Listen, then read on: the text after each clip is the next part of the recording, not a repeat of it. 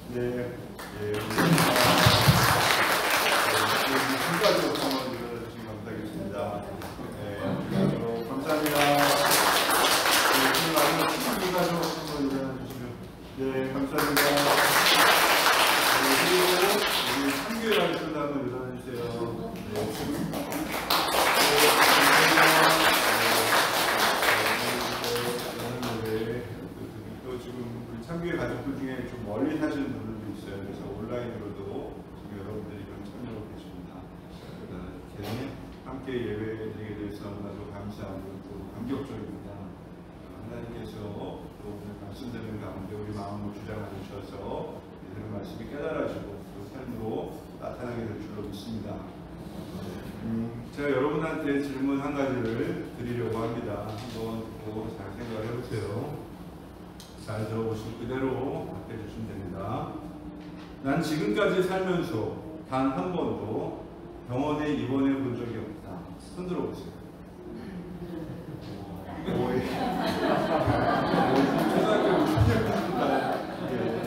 그 나머지는 병원에 한 번씩은 다 입원해 보신 경험이 있죠. 근데 제가 여러분한테 드리고 싶은 말은요, 우리가 병원에 입원해 본 적이 없는 것도 감사하지만 입원했다가 퇴원할 수 있는 것도 감사한 일입니다. 그렇죠? 그래서 우리가 병원에 입원했든지 입원해 본 적이 없든지 또 하나님께 감사하는 저와 여러분 됐으면 좋겠습니다. 우리가 살다 보면 병원 신세를 질 때가 있습니다. 건강한 사람은 몇 년 동안 병원에 가지 않아도 되는데요, 사고를 당하거나 아니면 중한 병이 들면 병원을 들락거리게 됩니다. 근데 이 병원을 찾는다고 해서요, 다 고쳐지는 것도 아닙니다. 그렇죠? 고쳐지지도 않습니다. 약을 먹고 수술을 해서 완치되는 분들도 있지만 오랜 시간 고통스럽게 치료를 받는 분들도 있어요. 제 아무리 건강을 자랑하던 사람이라고 해도 언제 병원 신세를 질지 모르는 것이 우리의 인생입니다. 그런데 우리가 꼭 기억해야 될 것은 뭐냐면요, 몸에만 병이 드는 건 아니라는 거예요. 우리 마음, 우리 영혼도 병에 들기 바랍니다. 우리 영혼도 병이 들어요. 여러분, 영혼이 병들게 되면 어떤 일이 일어날까요? 어떤 분들은 우울감이나 공허감에 사로잡혀서 살아갈 의욕을 잃어버리는 분들도 있어요. 근데 어떤 분들은 이 병이 너무 깊이 들어서 폭력적인 그런 행동으로 나타나기도 합니다. 또 어떤 분들은 아주 극단적인 생각에 빠져서 해서는 안 될 선택을 하기도 합니다. 그리고 그 외에도 크고 작은 문제들에 시달리는 삶을 살게 됩니다. 언제? 우리 영혼이 병들었을 때 그런 일을 당하는 거예요. 문제는 자신의 영혼이 병든지 모르고 살아가는 사람들이 진짜 문제예요. 왜? 내가 문제가 있다는 걸 알면 어떻게든 이걸 해결하려고 노력을 하잖아요. 그렇죠? 근데 이 영혼의 병이 들지도 모르고 살아가면요, 이 고칠 방법도 없어요. 성경은 우리 영혼이 병든 이유를요, 바로 죄 때문이라고 설명을 하고 있어요. 생명의 근원이신 하나님을 떠나 죄 가운데 살아가면요, 영혼이 병들고 마침내 죽을 수밖에 없는 것입니다. 오직 주님만이 죄에 물들어 죽어가는 우리 영혼을 고치시고 또 살리시는 분인 줄로 믿습니다. 이곳이 바로 복음이고요, 교회는 이 생명의 복음을 전하는 곳이어야 합니다. 그러므로 교회는 복음 증거를 통해 죽어가는 영혼들이 주님을 만나 살아나는 회복이 되는 곳이 바로 어디다? 이게 교회예요. 교회. 교회를 정의하는 가장 정확한 정의가 되겠습니다. 교회 예배드립니다. 찬양합니다. 우리 교회 와서 여러 가지 봉사도 하고 오늘처럼 이렇게 와서 성교도 해주시고 너무 좋아요. 근데 제일 중요한 것은요, 교회는 복음이 살아있습니다. 그 죄 지은 영혼들이 교회에 나와서 예수님을 만나고 회복이 되면 이 교회의 목적을, 존재 이유를 감당을 하는 거예요. 근데 이걸 감당하지 못하면요, 교회로서의 존재 목적이 없는 거죠.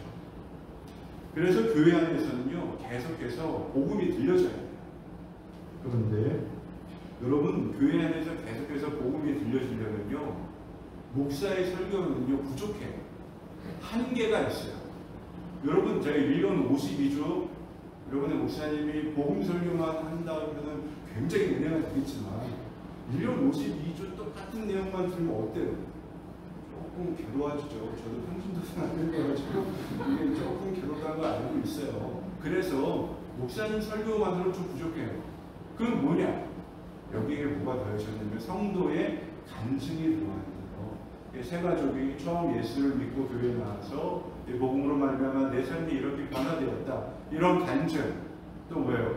열심히 전도하다가 내가 이 복음의 능력이 이 죄 많은 영혼 어떻게 변화시키고 그의 가정과 그의 삶이 이렇게 회복이 되었다. 이런 간증. 이 간증이 교회 안에 넘쳐나야지 이 교회가 비로소 뭐예요? 복음으로 충만한 교회가 되는 거예요.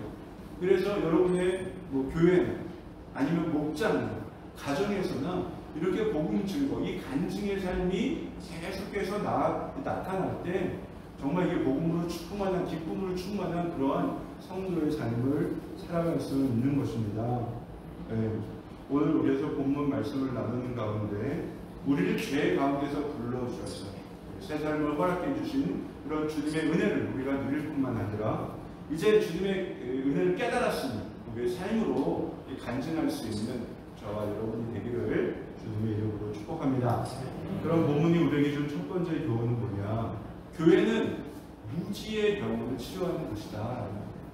여러분 18절, 19절 제가 읽어드릴게요. 한번 잘 들어보세요. 그들은 자기들 속에 있는 무지와 자기들의 마음의 완고함 때문에 지각이 어두워지고 하나님의 생명에서 떠나 있습니다.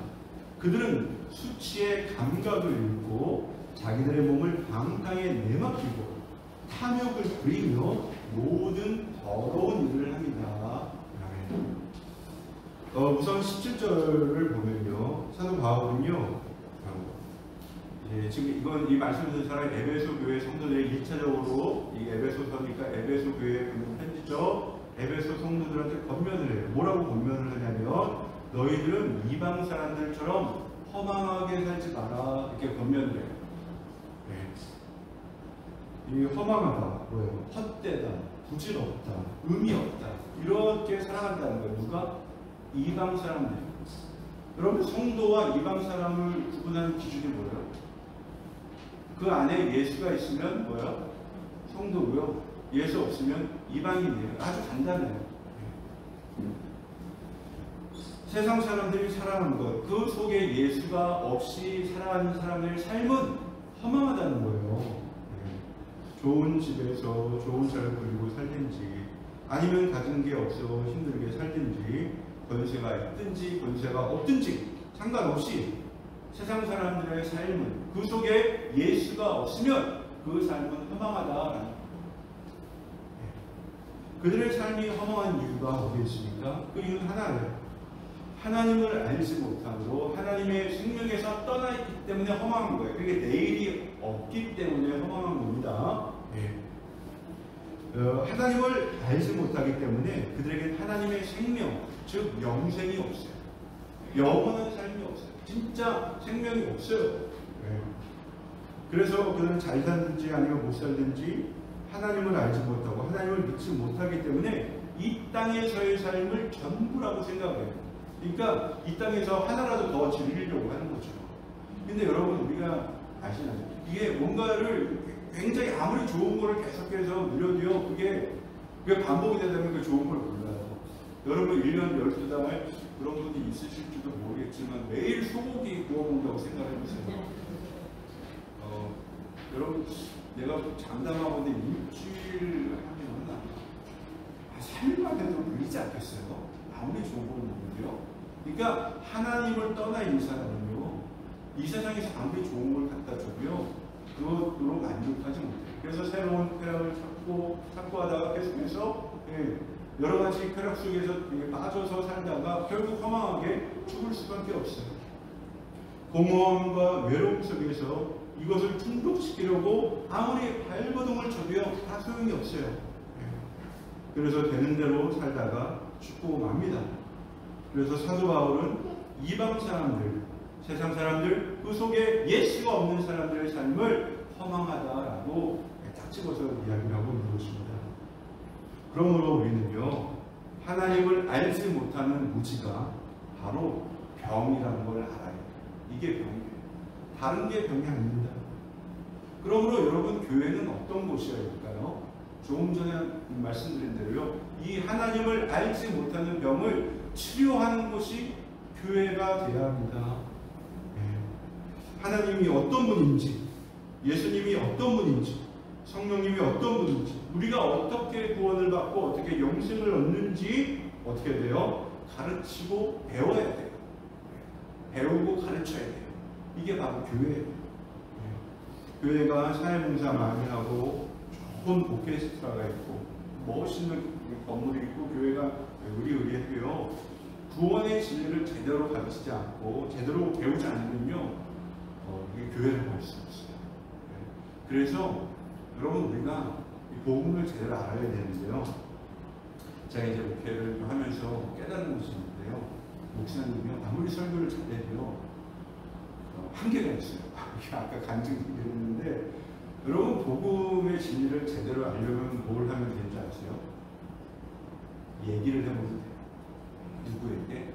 내 가족이나 내 친지나 내 동료나 내가 만나는 사람들이나 아니면 내 목장 식구들이나 너 가족들이나 그냥 내가 경험한 복음, 내가 만난 하나님, 내가 누리고 있는 은혜를 계속해서 뭘 하면 돼요? 이야기를 하면 할수록 어떻게 돼 있어요?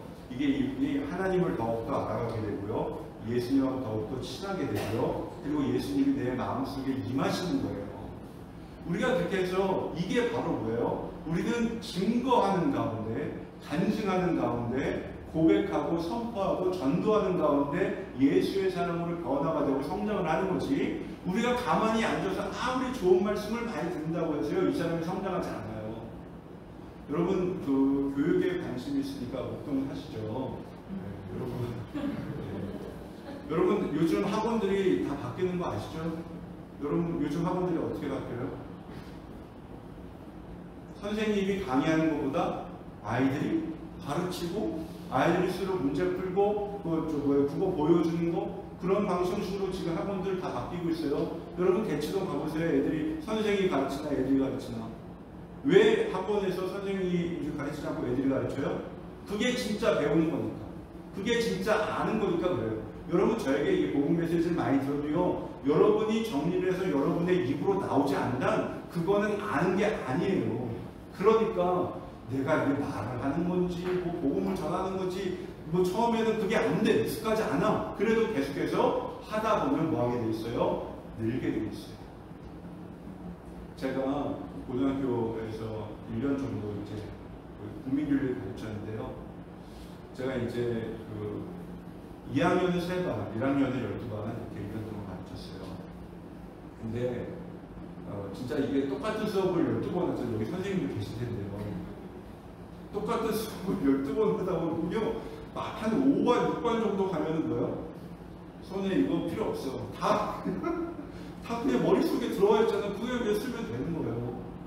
그게 여러분, 이 말하는 자들에게 주어지는 축복이에요.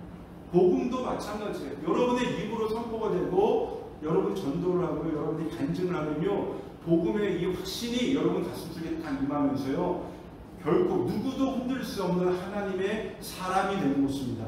예. 그래서 우리가 이 무지라는, 복음의 무지라는 이 병에서 치유를 받는 것입니다.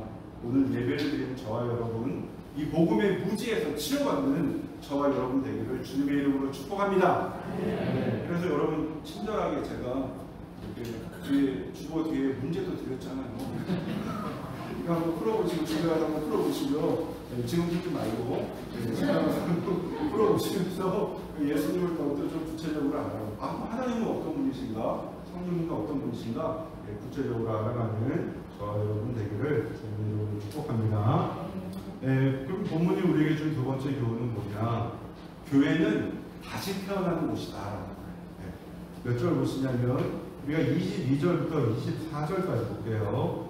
시작. 여러분은 지난날의 생활 방식대로 허망한 욕정을 따라 살다가 썩어 없어질 그 옛사람을 벗어버리고 마음의 영을 새롭게 하여 하나님의 형상을 따라 참 의로움과 참 거룩함으로 지으심을 받은 새 사람을 입으십시오. 아멘.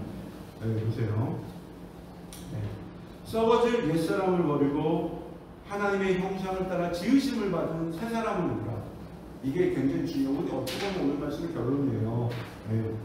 우리는 그러니까 옛사람을 먹고 새 사람을 입는 것을 중생, 다시 태어나는 것이다, 이렇게 이야기를 합니다. 일찍이 예수님도 니고데모에게 뭐라고 그러셨어요? 사람이 물과 성령으로 거듭나지 않으면 하나님 나라에 들어갈 수가 없다고 그랬어요. 다시 태어나야 된다는 거예요. 다시 태어나면 죽어야 되겠죠. 우리 죄에 대해서 죽고 의에 대해서 다시 태어나라는 거예요. 사도 바울은 에베소 교회 성도들에게 이 중생의 의미에 대해서 아주 찬찬하게 다시 설명을 하고 있어요. 사도 바울이 이 중생에 대해서 다시 소개하고 있는 이유는요, 에베소 교회 안에 아직 거듭나지 못한 옛사람들이 있기 때문이에요. 그냥 쓸데없는 말하는 게 아니라 에베소 교회 안에 있는 문제를 사도 바울이 들었기 때문에 이 말을 다시 하는 거예요. 사도 바울은 에베소 교회 성도들이 버려야 할 것들을 아주 구체적으로 이야기를 하고 있어요. 25절 보면요, 여러분은 뭘 버려라? 거짓을 버려라. 그래서 참된 말을 해라. 그렇죠? 교회 안에 뭐가 있어요? 거짓말하는 사람이 있다는 거예요. 26절, 화를 내더라도 죄를 짓는 데까지 이르지 않도록 해라. 이거 뭐예요? 교회 안에 혈기 부리는 사람이 있다는 거예요. 그리고 28절 뭐예요?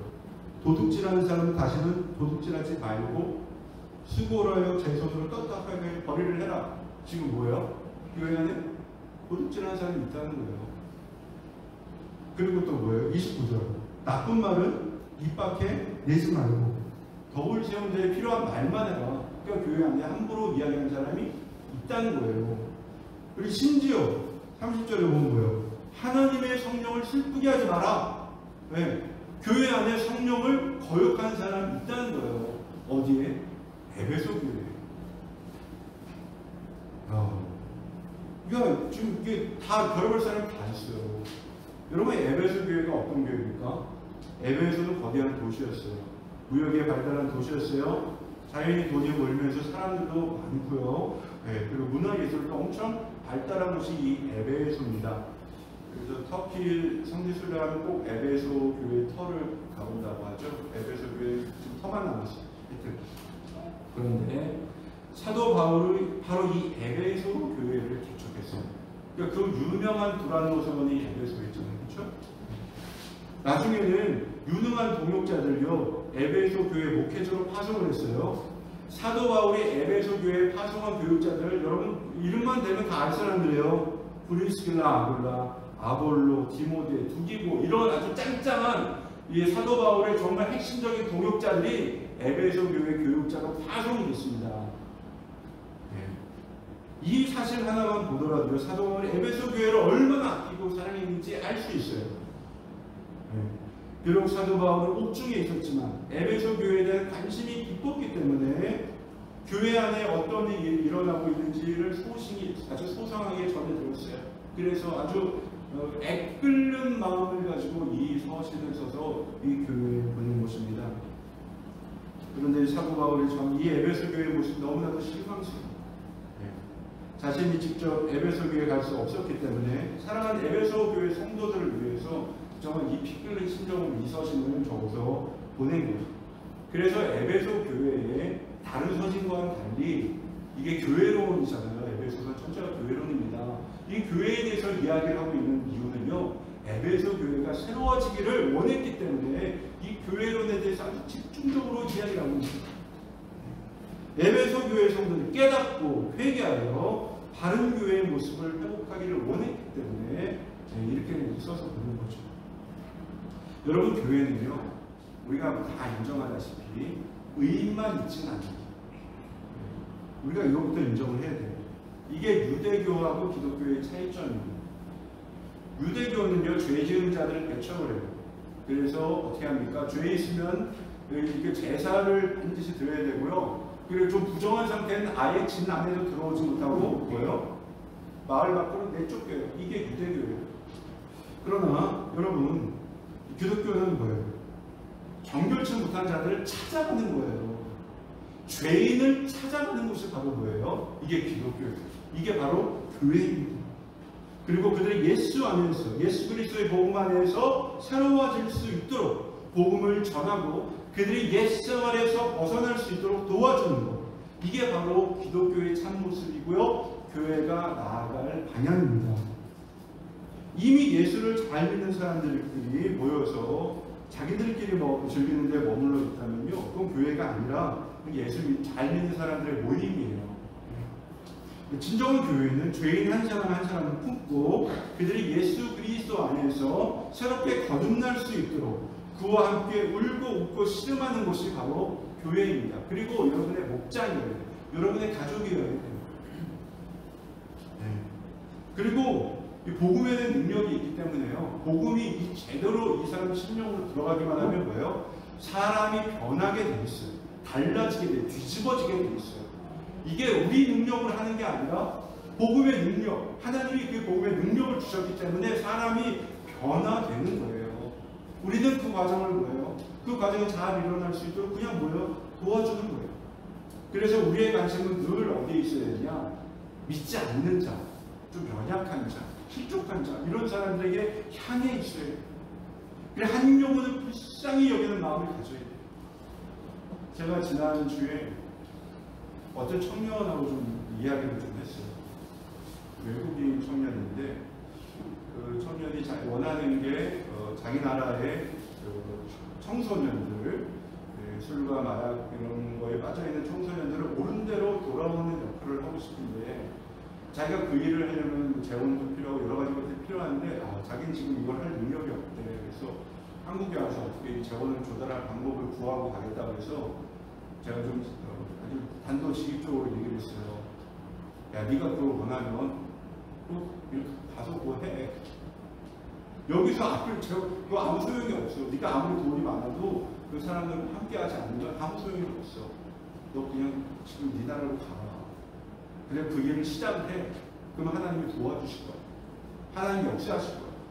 그 일을 시작도 안 하면서 여기서 되느냐 안 되느냐 아무리 고민을 해봐야 아무 소용이 없어. 그 친구가 좀 깊게 생각을 하더라고요. 요즘 아내가 일하는 직장에서요, 새로운 VIP 한 분을 찾게 됐어요. 제가 볼 때 그분 정말 주님을 만나야 될 분이에요.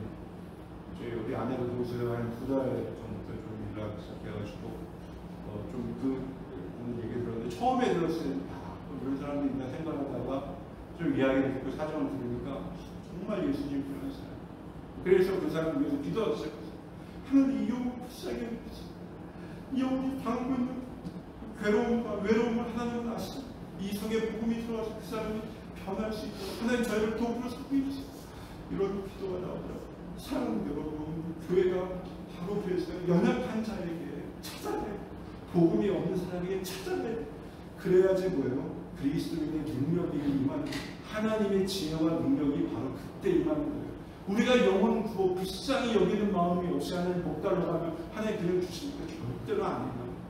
우리가 복 받기를 원하면 하나님이 기뻐하시는 일을 해야죠. 네.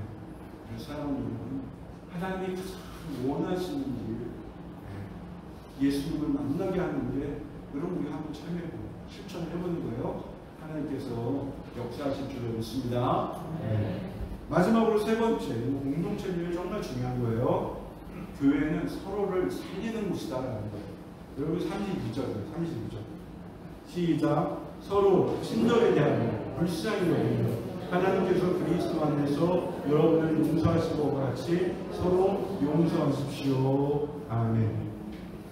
사도 바울은요, 교회 안에서 버려야 할 것들을 말한 이후에 성도들이 꼭 지켜야 될 걸 몇 가지를 이야기를 하고 있어요. 그냥 이거 여러분 말씀 보시면 되니까요. 이 32절에 이걸 세 가지로 정리를 하는 거예요. 꼭 성도들이 교회 안에서 지켜야 되는 거 세 가지. 뭐냐? 서로 친절히 대해라. 두 번째 뭐예요? 서로 불쌍히 여겨라. 세 번째 뭐예요? 서로 용서해라. 누가? 그리스도 안에서 여러분이 용서받은 것처럼 서로 용서해라.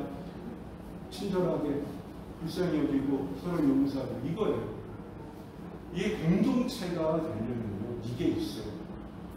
이게 없으면요, 여러분, 이 어떤 화려한 공동체에 둘러갈 수가 없어요. 될 수가 없어요. 네. 여러분 안 되는 공동체의 특징은 뭐냐? 서로 비난하는 거예요. 근데 되는 공동체는 뭐예요? 서로 용서해 주는 거예요. 여러분 평강교회 우리 1가족, 9가족, 5가족, 12가족 오셨는데요. 여러분의 이 모임과 여러분의 공동체가 잘 되려면요, 서로 불쌍히 여기고요, 서로 용서하고 서로 친절하게 하면 잘 돼요. 근데 이게 없어. 서로 비난하고 불쌍히 여길 줄 모르고 판단하고 정죄하면요, 또 깨지는 거 금방입니다.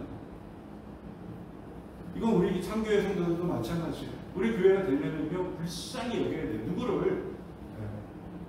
연약해 보이는 사람, 지금 실족한 사람, 지금 어려운 가운데 빠져있는 그 사람을 불쌍히 여길 줄 알아야 돼요. 교회는 의인들이 아니라 죄인들이 모여있는 곳입니다. 그래서 이 사람들이 거듭나고 변화되는 거, 이걸 뭐 다른 말로 하면 성화라고 보통 얘기를 하죠. 근데 이 성화의 과정 가운데 있다고 보니까요, 완전한 사람이 없어요. 저도 마찬가지고 이 자리에 있는 누구도 완전한 사람 없어요. 우리 그냥 지금 성화되어가는 주님을 닮아가는 과정 가운데 있는 거지, 이게 끝난 사람은 없고 거기가 하늘나라에 있겠지. 그렇기 때문에 우리가 이 세상에 살면서 필연적으로 다른 사람과 뭐 할 수밖에 없어요? 부딪힐 수밖에 없어요. 그럴 때 서로 용서하고 서로 관대하게 대하라는 것입니다. 이게 죄를 용납하라는 얘기는 아니에요. 죄는 죄야. 그렇지만 이 죄 지은 사람을 불쌍히 여기고 이 사람을 용서해 주면서 이 사람 다시 한번 새로운 삶을 살 수 있도록 기회를 주는 거죠. 그를 거기서 또 이끌어 내주는 거죠. 이거예요. 여러분, 이게 아주 간단한 생각을 해보세요. 십자가에서 죽으시고 부활하신 예수님이 부활하시고 나서 뭘 하셨어요? 베드로에게 찾아와서, 이놈 너 나 3번이나 나를 부인하고 정죄했지, 나쁜 놈. 도망. 여전히 부활하신 주님을 부활 못 믿겠다고 했잖아요. 네가 내가 이렇게 시퍼렇게 살아있는데 네가 나를 부활 안 했다고 못 믿어? 여러분, 예수님 그런 얘기 하셨죠? 아니잖아. 네가 믿음이 없으니까 내 손과 네 손을 내 옆구리에 손에 넣어보라. 그래서 내가 부활했다는 걸 좀 믿어라. 여러분, 예수님도 베드로에게 찾아가서 비난 한마디 안 하셨어요. 여기 와서 내가 준비한 이 음식을 먹으면서 우리 관계를 회복하자. 그리고 내 양을 먹이라. 도리어 예수님이 베드로를 칭찬하시고 격려하시고 위로하시고 세워주셨잖아요. 여러분, 그래서 그리고 그들을 만나서 그들을 무지와 이 두려움에서 어떻게 했어요? 해방시켜 주셨어요. 일찍이 주님께서 가르쳐 주신 주기도문에도 있죠. 우리가 우리에게 잘못한 사람을 용서하여 준 것 같이 우리 죄를 용서하여 주시고. 그래서 여러분, 교회가 용서의 공동체가 되어야 합니다. 그래야지 이 교회가 살아날 수 있어요. 그러므로 여러분, 공동체 안에, 우리 가족 가운데, 또 우리 교회 안에 혹시 참 용서하기 힘든 사람이 있다면요, 내 힘으로, 내 의지로가 아니라 주님의 능력에 의지해서 우리가 용서를 선포해요. 여러분, 저를 따라해보세요. 내가 땡땡땡을 용서하는 거 할 때, 여러분, 이 땡땡땡에다 이 사람 이름을 얘기 안 해도 좋아. 근데 그 사람을 떠올려. 내가 땡땡땡을 용서하느라 이 3번 한 거예요. 그 사람을 뭐 한다고요? 떠올리면서. 시작. 내가 땡땡땡을 용서하노라. 다시 3번 하는 거. 시작. 내가 땡땡땡을 용서하노라. 내가 땡땡땡을 용서하노라. 내가 땡땡땡을 용서하노라. 여러분, 이 마음이 좀 어떻게 했어요?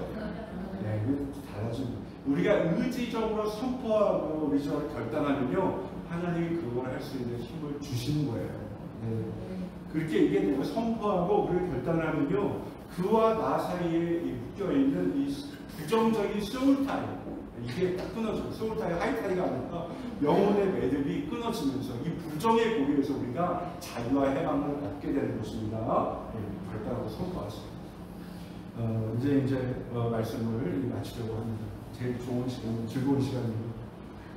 여러분, 인류 최악의 질병이 있다는 뭘까요? 다 마스크 끼고 코로나 바이러스, 에볼라, 에이즈, 베르스, 흑사병, 그런 질병이 많이 있죠. 코로나 제가 찾아보니까요, 우리나라 1,800명, 5월 기준으로 1,800명 정도 감염되고 25,000명 돌아가셨고요. 그러니까 730명 중에, 감염자 730명 중에 한 분이 돌아가셨어요. 좀 계속해서 확진자가 늘고 있으니까 어떻게 될지 모르겠죠. 네. 치사율이 0.07%예요. 여러분, 우리가 이 끔찍한 코로나도요, 700명 가운데 한 분 들어가죠. 아주 나이가 많은 기저질환, 저출혈. 근데 여러분, 이 죄라는 질병은요, 치사율 100%예요. 이 죄 때문에 모든 인류가 죽는 거예요. 근데 예수님은 자기의 몸으로 십자가로 우리에게 뭐예요? 이 죄라는 질병에서 벗어나 영생에 참여할 수 있는 기회를 주셨어요. 여러분, 얼마나 놀라운 은혜입니까? 네. 그러니까 예수님은 뭐예요? 예수님이 유일한 구원자, 네. 유일한 중보자, 네. 우리가 믿고 따른 유일한 하나님이신 줄로 믿습니다. 사랑하는 여러분, 그래서 교회는 무지라는 질병과 죄라는 더러운 질병을 예수 그리스도의 복음으로 치료하는 것입니다. 네, 이제 우리는 고침받은 사람으로서 여전히 하나님을 알지 못함으로 무지 가운데 죽어가는 영혼들을 살려내는 저와 여러분이 되기를 주님의 이름으로 축복합니다. 네. 근데 우리 교회는 설교 마치는 게 반드시 하는 것이 있습니다. 제가 여러분 지금 세 가지 얘기를 드렸죠. 교회는 맨 처음에 뭐다? 무지, 그렇죠. 나도 한번 봐야 돼. 교회는 무지의 병을 치료하는 것이다. 교회는 다시 태어나는 것이다. 교회는 서로를 살리는 것이다. 이렇게 세 가지 얘기를 했는데요. 여러분, 이 세 가지 중에 하나, 내가 결심한 것이 있다면 내가 이번 일주일 동안 난 이걸 실천할 거야. 자기 옆에 분과 얘기하지. 두 분씩 짝을 지으세요. 두 분씩 짝을 지어서 난 이번 일주일 동안에 나는 간증을 열명하게 하겠다. 나는 예수님을 더욱더 깊이 알기 위해서 오늘 목사님이 주거에 대해서 문제를 풀겠다. 나 그리고 이 푼 거를 우리 남편에게, 아내에게 가르치겠다. 이런 거 결단한 거 한 자리씩 얘기해주세요. 빨리 내가 2, 3분 정도 시간을 드릴 테니까.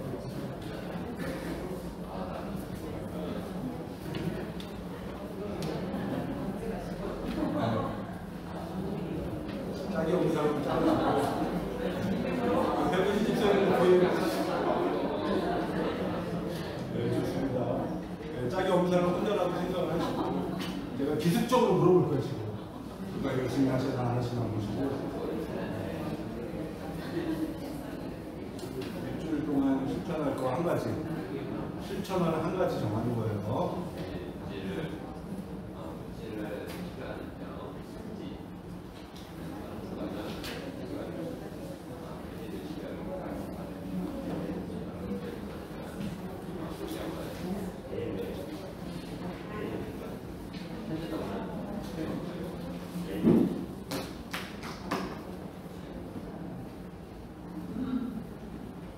다 얘기하셨어요? 네. 그러면 나는 이번 주에 이거 하나 실천하겠다. 손 들고 얘기하실 분. 네, 없어요? 하는 거 없고. 입금이들이 한번 해주세요. 뭘 결단을 하셨나요? 제가 얘기하는 거. 예. 원래 이러면 이렇게 하는 거예요. 아유, 우리 이렇게 해요. 처음 하는 거 아니에요? 아유, 처음 그런데 왜 이렇게 해요? 예, 아니에요. 저를 주시죠. 저는 무지의 병을 치료하는 곳입니다. 그래서 이 무지에 대해서 얘기했고요. 그래서 이번 한 주간 동안은 성경에 있는 거를 빼놓지 말고 이렇게 매일매일 읽는 그런 걸 하기로 했습니다. 예, 좋습니다. 박수. 일단 행동 문제를 접근하신 거예요. 예. 그러니까 들은 게 행동으로 나타내야 됩니다. 요거 얘기하는 거예요. 그러면 한 번만 더 물어볼게요. 우리 이상근 집사님. 뭐를 결단하시나요? 한번 이제 서로 살리는 것입니다. 예. 하나님이 그래서 안에서 여러분을 욕하고 서로 욕하셨죠. 예. 굉장히 힘들게 하시는 어르신 한 분이잖아요. 아, 없으시. 우리 유도 아니더라고요. 너무 힘들겠죠. 그 고정 선생님이죠. 그분은 뭐 하고? 그 고정 선생님. 교장 선생님. 굉장히 힘들게 하셨어요. 그분을 이번 주에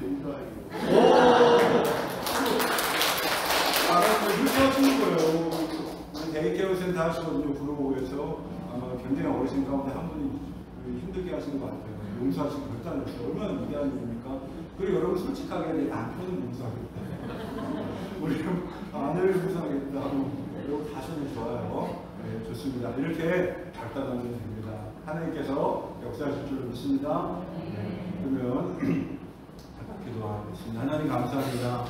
오늘 증거할 말씀이 하나님 정말 그 신령 가운데 간직되어야 될 것들 길이 간직되게 알려주시고 잊혀야 될 것들 이어지게 알려주시고 은혜로 남아서 삶으로 나타나게 알려주셔서 우리 창교회 또 우리 평강교회가 교회와 공동체가 믿음으로 바로 세워지고 복음을 증거하는 공동체로 나아가게 하여 주옵소서. 예수님 이름으로 기도드립니다. 아멘. 그럼 이 시간 다 같이 일어나셔서 선한 능력으로 복음을 증거하겠습니다. 한번 만나신 분들 지금 좋겠습니다. 선한 이름으로 이 감사하여 그 놀라운 평화를 누리며 남을 그들과 함께 걸어가네. 자 그대들과 함께 누려내 지나가던 어둠의 날들이 무겁게 내 영혼 짓눌러도 오 주여 우리를 외면치 마시고 약속의 구원을 이루소서. 그 선한 이미 우리를 감싸시니 믿음으로 일어나 일기대야 해. 주 언제나 우리와 함께 계셔 하루 또 하루 나를 세워. 좋으신 하나님 감사와 찬양과 영광을 올려드립니다. 하나님 오늘 사랑하는 평강교회 1, 5, 9, 12 또 공동체 또 우리 참교회 아들들이 이렇게 연합 예배를 드리게 하여 주시고 하나님 말씀을 듣는 가운데 새로운 결단을 하게 하여 주시니 감사합니다. 하나님 우리가 받은 은혜에 감격하고 감사하는 마음으로 아버지 앞에 예물을 올려드립니다. 11조와 또 감사와 주의 현금으로 우리의 몸과 마음과 정성을 다하여 드리는 이 예물을 우리 주님 흠양하여 주시고 하나님 이 예물을 올린 손길들 기억하여 주시고 복의 복을 은혜 위에 은혜를 더하여 주옵소서. 특별히 하나님 아버지 지금 무더운 여름철에 또 그 많은 비와 또 이 폭염으로 말미암아 또 어려움을 겪는 지체들이 있습니다. 또 코로나19 재확산 가운데서 지금도 고통 가운데 아파하고 신음하는 지체들이 있습니다. 주여 불쌍히 여겨주시고 회복의 은혜를 베풀어 주옵소서. 하나님 또한 아버지 그 세상에 나아가서 복음을 증거하고 또 각자의 삶을 살아가는 지체들 한 사람 한 사람 찾아가 주셔서 그들에게 능력과 지혜를 허락하여 주셔서 하나님 세상이 감당할 수 없는 아버지 주님의 백성들 되게 하여 주시고 저들 통하여서 하나님 많은 사람들이 주님께로 돌아올 뿐만 아니라 선하고 의로운 일들이 이루어지게 하여 주시옵소서. 하나님 우리 참교회가 또 우리 평강교회가 영원권하며 제자 삼는 성령적 신약교회 하나님이 기뻐하시는 교회로 나아가기를 원하오니 여기에 있는 한 사람 한 사람이 바로 그 일을 위해 귀하게 쓰임받는 하나님의 종들 되게 하여 주시옵소서. 이제는 우리 주 예수 그리스도의 은혜와 하나님 아버지의 무한하신 사랑과 의사 성령님의 감옥없는 교통 충만하심이 이제 무지의 질병에서 치유함을 받고 서로 용서함으로 하나님의 교회를 세워가기를 결단하는 사랑하는 성도들과 저들의 가정과 삶 가운데 일어난 민족 가운데 이제부터 영원토록 함께 하시기를 간절히 축원하옵나이다. 아멘.